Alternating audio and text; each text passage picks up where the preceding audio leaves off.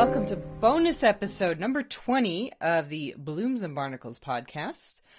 We are continuing on in our Dubliners series today. I'm here with Dermot.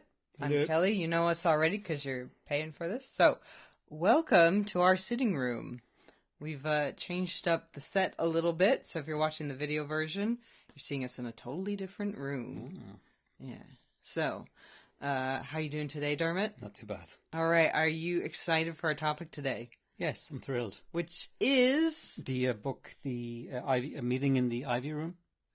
Ivy Day in the Committee Room. Ivy Day in the Committee Room. That's right. And it is went in with low expectations, and my low expectations were exceeded. So yeah, no, I thought this is going to be really drab, and it was I like minutiae of like the past. I've made the mistake of reloading an old blog of a favorite of mine called Shorpy.com. Oh, okay. It's HORPY, and it's photographs that are immaculate condition from America in the early 20th century, some of the 19th century. And it's the most hypnotic thing I've ever seen, and some of it is just mundane. It's just people in their rooms and living their life. Some posed, of course. They had to bring in a camera the size of a small microwave oven. But the quality of those photographs, I mean, a bit about photography, and they're just. I superb. would say those cameras are probably the size of a small toaster. Yeah. The plates themselves, the negatives are, you said were quite big. And the amount of detail in them, because you can blow them up, and I just keep scrolling. And it's not a site that has an infinite scroll. It's like the old style, which should be mandated, where you've got pages 1, 2 through 600 or whatever. And I think the last time I went onto Shorpy, I was on there for like a week, just until I hit the original post. And since then, it's been 4 years of new content. So Ivy Day in the Committee Room. That's what Ivy Day in the Committee Room kind of triggers in me. Like, it's just this banal piece of electioneering life against the backdrop of a city, and you see the minute little details in it that you would never have known people did. We can get to that when we talk about it. And just the reality of trying to stay warm in Dublin and having to have a fire. Like, there's no central heating or anything like that. It's like there's some old duffer has to poke a fire. Mr. O'Connor. Mr. O'Connor. He's a bit of cardboard to poke the coals. But the there in Dublin must have been rank in the winter. But anyway. Well, it wasn't the winter. It was a specific day. It took place on Ivy Day. Yes. Now, before we get into all that, give just a quick rundown of what happens in this story. So there's an election going on for, I presume it's the Dublin City Council. Which sounds remarkably similar back then to the way it is today in some respects. Like, people would still complain about the corporation and what have you. And the election is between a nationalist candidate. The Conservative has dropped out. That's right. So what they're trying to do, the nationalist canvassers they've come in from canvassing on this really horrible day in October, isn't it? Right? And again, not winter exactly, when it's cold enough, they're already starting to freeze, so it's a rough year. So they're trying to convince people who wouldn't want to vote for the nationalist candidate to vote for him on class grounds, because he's a businessman and he's not going to put up your taxes. So if you're rich, he's also rich. So even though he's not a unionist, he's still going to be more in line with keeping your profits in place. Yes, and so we should throw some names out. Now, it's a story of a lot of names, so they're easy enough to get tangled up in. But Tierney is the nationalist candidate. He never appears on screen, but he's who our characters are canvassing for, hypothetically. Crofton would be the Tory candidate, so he'd be a unionist and a conservative. And he has dropped out. And we're going to talk a little bit about the electoral politics of Dublin, specifically in the era when this would have taken place. This story is set in October 1902. We know this takes place on specifically October 6th, 1902, because it's Ivy Day. What is Ivy Day? I have no idea. Really? Okay, well, you know what? I was tempted to explain it now, but I really want you to give a quick summary of the story, and then we'll go into some of the history that would have led up to it, some important figures. We're going to talk politics today. The central question we're going to answer is, was Joyce a political writer? And the answer is yes. So if you've listened to me talk at all on that topic, you already know what I think. But I want Dermot to give just a quick rundown of the story, any characters that you remember, any actions that you remember, anything at all. So there's an old guy. Is it Joe Hines? Is that his name? At the beginning, he was. Joe Hines comes in at the end. Joe Hines reads the poem. Who's the guy stirring the fire at the beginning? That's Mr. O'Connor. I believe he's the caretaker. Okay. Yeah. So he's at the fire. He's warming it up, and one by one, all these fellas drift in, and they've all been out canvassing, and some of them are like, "To hell with that! Sure, wasting our time anyway." Come in for a bottle of stout, and in my imagination, I imagine there's some kind of table. But it's not quite clear. I'm trying to remember now if there was like a big long table that they're all sitting around, or are they just milling around like a more or less empty room with a couple of. I think in a committee room there'd be a table with chairs around it. That's possibly skewing my imagination, like 12 Angry Men kind of situation. So they all come in, they're talking shop. A lot of it's about the politics. Somebody, and again, a lot of kind of blend into one another. But one of them, there's a neat trick. I'll get to that with the stout bottle. So anyway, they're desperate for a drink. They must be desperate for a drink. And so they're complaining that the young lad that they called out to bring the stout they ordered 12 bottles. So there's a lot of these guys out canvassing. And where's that kid? Like, where's that kid with my latte? So where is that kid with our 12 stouts? So eventually this kid does arrive. I won't keep you in suspense. And thankfully there's 12 bottles. So they have a corkscrew. So this is a little detail I love. This is the kind of thing from Shorpy. All these little details you see in the background of these photographs. Like, oh my God, I had no idea. And so they opened the bottle that had a cork in it, not the modern top that we're all familiar with. So they have to use a corkscrew to pop it out. And the three fellas do that, and they've got their bottles. Two more guys come in, and the corkscrew's gone. And, we have to get you a corkscrew. And he said, don't worry about it. And he puts the two bottles down by the fire, I think leaning up against the grill, and the heat pops out the corks. So it's a neat little trick that he's got if you have a fire going. Yeah, if there are a lot of random jump cuts in this episode, there's a wily black kitten that's destroying the room around us. Scar, blood spot on my chin, that's him. Yeah. So his name's Nettles, and we love him, and he's a stinker.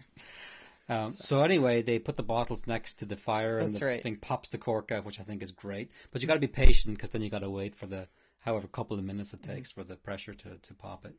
So, yeah, so then they talk a lot of shop, and again, the thing that sticks in my mind is we can get some of these unionist fellas to vote for the nationalist candidate, because their love of money will be greater than their loyalty to the crown. They mention King Edward coming to visit Dublin. And regulars will know that we're very fond of Strumpet City, and Peter Ustinov makes an appearance in that as King Edward the Seventh, who visits Dublin. And there's certain I'm not a monarchist, but there's certain English monarchs I kind of like, and I like Charles II, and because Sam Neill played him in a movie in like 1989 or something, and he's really great. And Edward the Seventh, I think, because he's sort of got this roly-poly. He's a drinker and a carouser and whatever, he just doesn't seem stuffy. They're talking about the visit that's going to come, but so we looked it up, and King Edward came to Ireland unofficially, private visit in 2004, but he came on an official visit in 2003, and there was a whole hoo-ha about that. Maud Gonne was not too fond of his visit, so I think she hung up like black flags or something. She hung black petticoats, undergarments, outside her house. Boudoir items. And they sent the constables, don't you see? And nothing came of that. They're not going to arrest Maud Gonne for hanging up bloomers. Yeah, anyway, so they know that King Edward's coming, and they're kind of taking like a very just moderate approach to it. It's like, look, it's good for the country. It'd be a lot of money in like with sports or whatever. A tourist come to Dublin. Yes, that was with the after the race. Yeah, they're all very money conscious. Yes. I guess they'd have to be. It's easy to be poo-pooing it, but I remember what the 1980s were like, and we were all very money conscious. We weren't money mad, but like you had to be money conscious, so you wouldn't be able to buy shoes. And I would say that the point of view of this story is pretty middle class. All the stories in Dubliners are. That's not unique to this, but and they, of course, that will be pertinent later. That gets us to the other candidate they mentioned, which the James Connolly stand-in.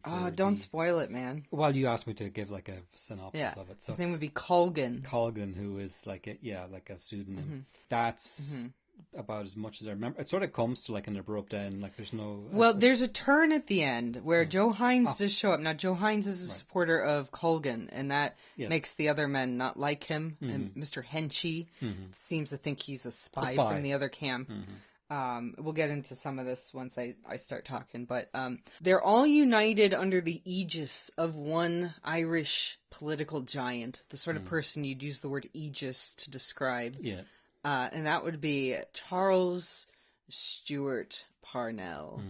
Who's now dead and gone, over 10 years. So you've got men from these different political factions. They're all, at least nominally, supporting this nationalist candidate. Henchy is a sort of monarchist, almost. Like, he kind of likes Edward VII. Yeah. Joe Hines is a Labour guy. Some of the guys who come in towards the end prefer Crofton, who's the Unionist candidate. But they're all united when Joe Hines, little pinko lefty, gets up and recites a poem about what?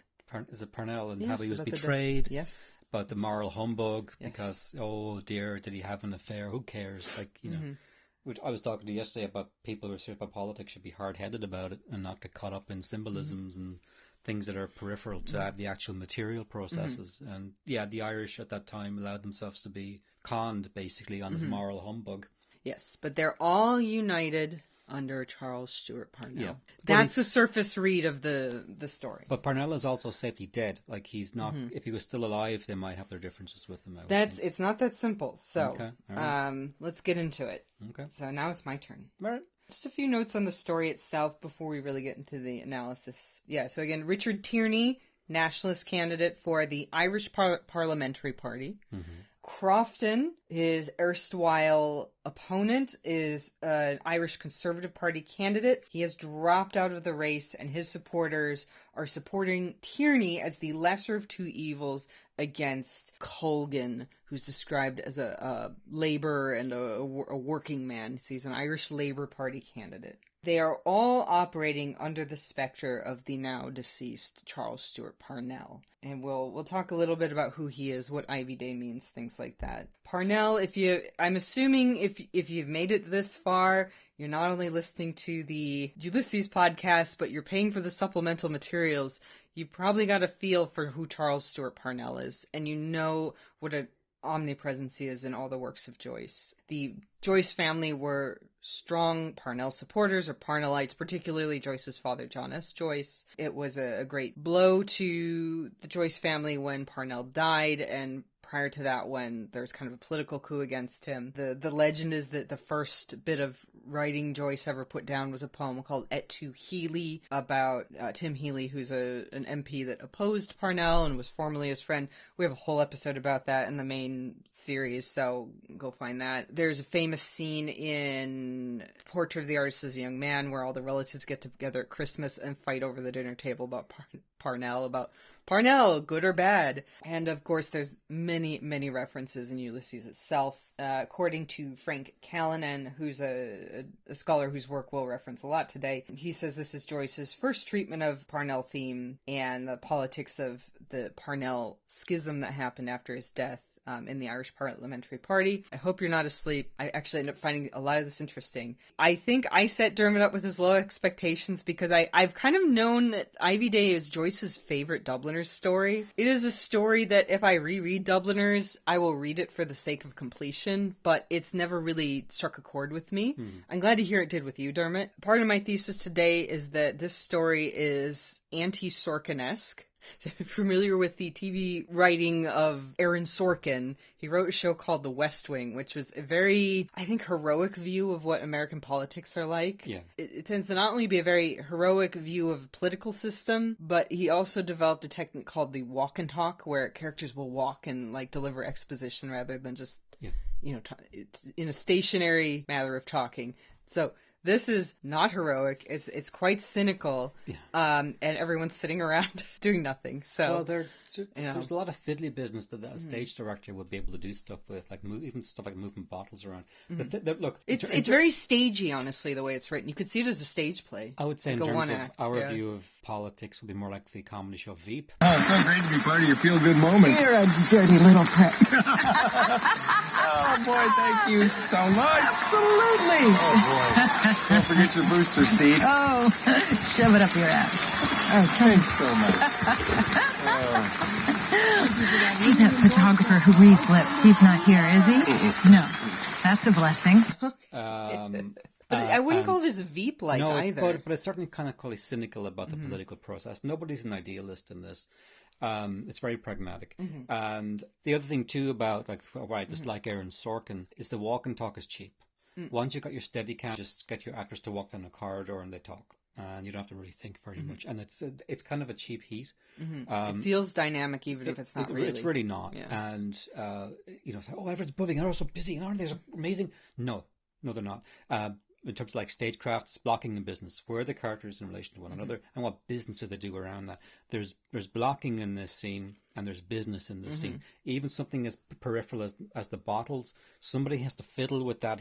And Joyce has to move these elements around and make sure that everyone's got his bottle. And I became really invested in whether or not these characters had the stout. I really wanted them to have a drink.